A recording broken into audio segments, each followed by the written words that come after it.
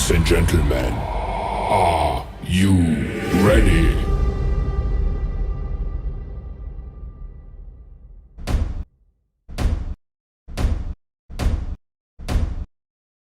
Assalamualaikum warahmatullahi wabarakatuh.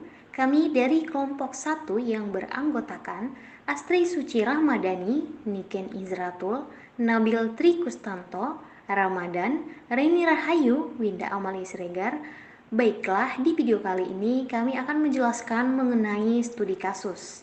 Metode penelitian studi kasus. Yang pertama, definisi studi kasus.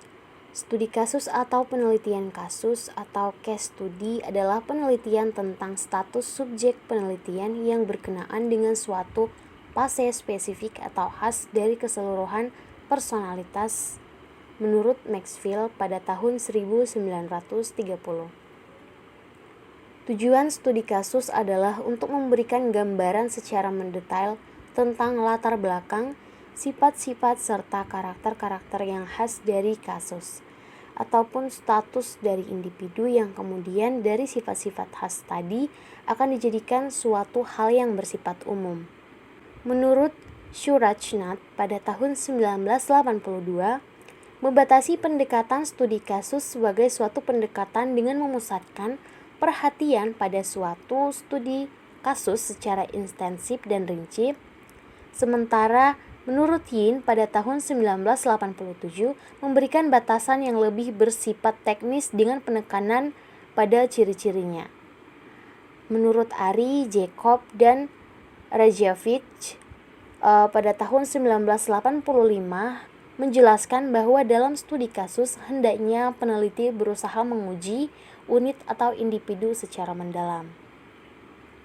Berdasarkan batasan tersebut, dapat dipahami bahwa batasan studi kasus meliputi yang pertama, sarana penelitiannya dapat berupa manusia, peristiwa, latar, dan dokumen. Yang kedua, sasaran-sasaran tersebut ditelah secara mendalam sebagai suatu totalitas sesuai dengan latar atau konteksnya masing-masing dengan maksud untuk memahami berbagai kaitan yang ada di antara variabel-variabelnya.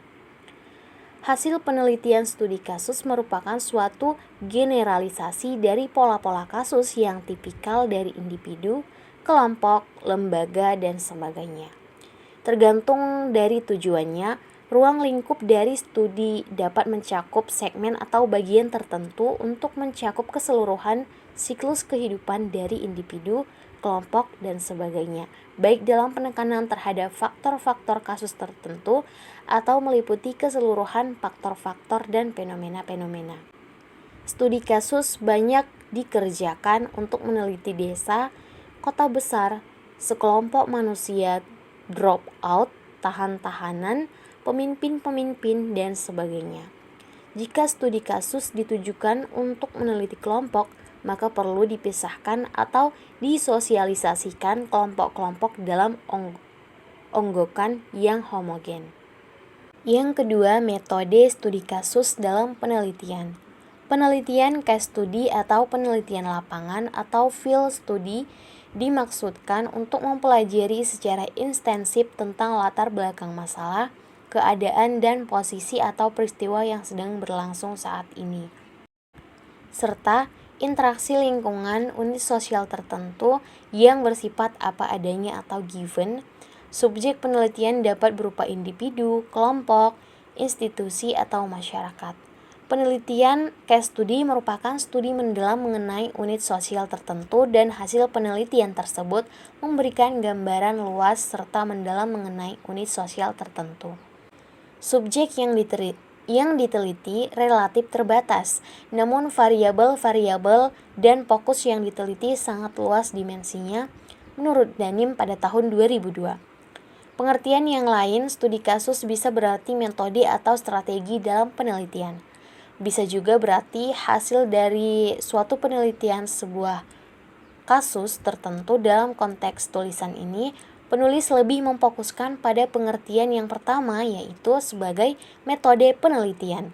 Studi kasus adalah suatu pendekatan untuk mempelajari, menerangkan, atau menginterpretasikan suatu kasus dalam konteksnya secara natural tanpa adanya intervensi pihak luar. Pada intinya, studi ini berusaha untuk menyoroti suatu keputusan atau seperangkat keputusan. Mengapa keputusan itu diambil, bagaimana diterapkan, dan apakah hasilnya, menurut Salim pada tahun 2002. Yang ketiga, jenis-jenis studi kasus dan implementasinya dalam penelitian. Menurut Bongdan dan Biklen, pada tahun 1982 mencoba mengklasifikasikan jenis-jenis studi kasus ke dalam 6 tipologi, yang mana hal tersebut terbagi menjadi 6, yaitu sebagai berikut. Yang pertama, studi kasus kesejarahan sebuah organisasi. Yang dituntut dalam studi kasus jenis ini adalah pemusatan perhatian mengenai perjalanan dan perkembangan sejarah organisasi sosial tertentu dan dalam jangka waktu tertentu pula. Yang kedua, studi kasus observasi. Yang lebih ditekankan di sini adalah kemampuan seorang peneliti menggunakan teknik observasi dalam kegiatan penelitian. Yang ketiga, studi kasus sejarah kehidupan atau life history. Studi ini mencoba menyingkap dengan lengkap dan rinci kisah perjalanan hidup seseorang sesuai dengan tahap-tahap dinamika dan lika-liku yang mengharu-biru kehidupannya. Keempat, studi kasus komunitas sosial dan kemasyarakatan. Seorang peneliti yang berpengalaman serta memiliki kepekaan dan ketajaman naluriah sebagai peneliti seringkali mampu melihat sisi-sisi unik tapi bermakna dari lingkungan sosial sekitarnya di dalam komunitas di mana dia hidup dan bergaul sehari-hari. Yang kelima, studi kasus analisis situasional kehidupan sosial yang dinamis dan selalu menggapai perubahan demi perubahan, tentu saja mengisyaratkan adanya letusan-letusan situasi dalam bentuk peristiwa-peristiwa atau katakanlah fenomena sosial tertentu. Yang keenam, studi kasus mikroemografi. Studi kasus tataran ini dilakukan terhadap sebuah unit sosial terkecil. Yang keempat, langkah-langkah penelitian studi kasus. Selanjutnya yaitu membahas tentang apa saja langkah-langkah dari penelitian studi kasus, yaitu sebagai berikut. Yang pertama, pemilihan kasus. Dalam pemilihan kasus hendaknya dilakukan secara tertujuan atau purposif dan bukan secara rambang. Kasus dapat dipilih oleh peneliti dengan menjadikan objek orang, lingkungan, program, proses, dan masyarakat atau unit sosial. Yang kedua, pengumpulan data. Terdapat beberapa teknik dalam pengumpulan data, tetapi yang lebih dipakai dalam penelitian kasus adalah observasi, wawancara, dan analisis dokumentasi. Yang ketiga, analisis data. Setelah data terkumpul, peneliti dapat memulai mengagregasi, mengorganisasi, dan mengklasifikasi data menjadi unit-unit yang dapat dikelola. Agregasi merupakan proses mengabstraksi hal-hal khusus menjadi hal-hal umum guna menemukan pola umum data. Perbaikan atau refinement. Meskipun semua data telah terkumpul, dalam pendekatan studi kasus hendaknya dilakukan penyempurnaan atau penguatan atau reinforcement data baru terhadap kategori yang telah ditemukan. Yang kelima, penulisan laporan. Laporan hendaknya ditulis secara komunikatif, mudah dibaca, dan mendeskripsikan suatu gejala atau kesatuan sosial secara jelas, sehingga memudahkan pembaca untuk memahami seluruh informasi penting. Laporan diharapkan dapat membawa pembaca ke dalam situasi kasus kehidupan seseorang atau kelompok.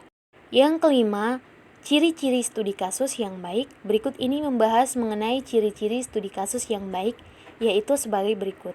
Yang pertama, menyangkut sesuatu yang luar biasa yang berkaitan dengan kepentingan umum atau bahkan dengan kepentingan nasional. Yang kedua, batas-batasnya dapat ditentukan dengan jelas.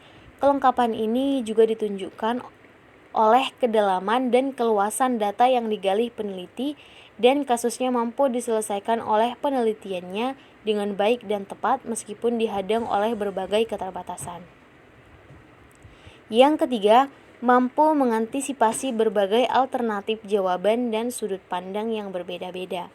Yang keempat, studi kasus mampu menunjukkan bukti-bukti yang paling penting saja, baik yang mendukung pandangan peneliti maupun yang tidak mendasarkan prinsip selektivitas. Yang kelima, hasilnya ditulis dengan gaya yang menarik sehingga mampu terkomunikasi pada pembaca. Yang keenam, keunikan studi kasus. Secara umum, studi kasus memberikan akses atau peluang yang luas kepada peneliti untuk menelaah secara mendalam, detail, intensif, dan menyeluruh terhadap unit sosial yang diteliti. Itulah kekuatan utama sebagai karakteristik dasar dari studi kasus. Secara lebih rinci, studi kasus mengisyaratkan keunggulan-keunggulan sebagai berikut. Yang pertama, studi kasus dapat memberikan informasi penting mengenai hubungan antar konsep serta proses-proses yang memerlukan penjelasan dan pemahaman yang lebih luas. Yang ketiga, studi kasus memberikan kesempatan untuk memperoleh wawasan mengenai konsep-konsep dasar perilaku manusia.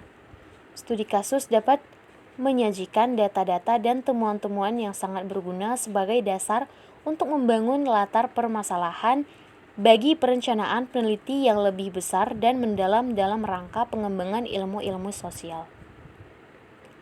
Di samping tiga keunikan di atas, studi kasus dalam memiliki keunggulan spesifik lainnya seperti dilansir oleh Black dan Champion pada tahun 1992 diantaranya yaitu: yang pertama, ada kecenderungan studi kasus kurang mampu mengendalikan bias subjektivitas peneliti. Kasus yang dipilih untuk diteliti misalnya cenderung lebih karena sifat dramatiknya bukan karena sifat khas yang dimilikinya. Yang kedua, studi kasus. Setidaknya yang dilakukan selama ini agak kurang memberikan dasar yang kuat untuk melakukan suatu generalisasi ilmiah. Yang ketujuh, desain studi kasus. Berkaitan dengan itu, Yin mengajukan 5 komponen penting dalam desain studi kasus. Kelima komponen tersebut adalah: yang pertama, pertanyaan-pertanyaan penelitian; yang kedua, proposisi penelitian atau jika diperlukan, proposisi ini memberikan isyarat kepada peneliti mengenai sesuatu yang harus diteliti dalam lingkungan studinya. Unit-unit analisis penelitian, hal ini membujuk pada apa sesungguhnya yang dimaksud harus ditentukan terlebih dahulu secara jelas. Yang keempat, logika yang mengaitkan data dengan proposisi. Dan yang kelima, kriteria untuk menginterpretasikan temuan. Kedua komponen yang disebutkan terakhir 4 dan 5 menunjukkan pada tahap-tahap analisis data dalam penelitian studi kasus. Untuk mendesain penelitian studi kasus terdapat sekurang-kurangnya 3 macam rasionalitas yang harus diperhatikan, yakni bahwa kasus tunggal pada dasarnya analog dengan eksperimen tunggal, atau dalam penelitian kuantitatif. Dalam konteks ini, sebuah rasional muncul ketika kasus ini tampak sebagai kasus renting dan relevan untuk menguji suatu teori yang diletakkan sebelumnya sebagai perspektif.